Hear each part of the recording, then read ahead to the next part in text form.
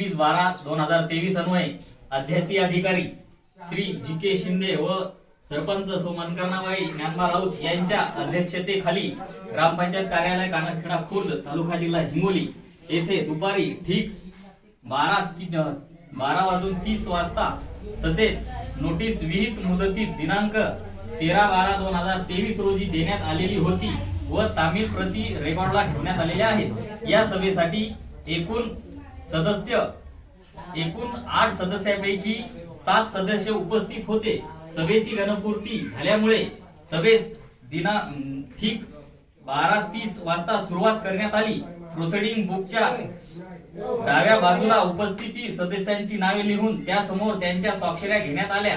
माननीय गट विकास अधिकारी पंचायत समिती हिंगोली जावक क्रमांक कावी 15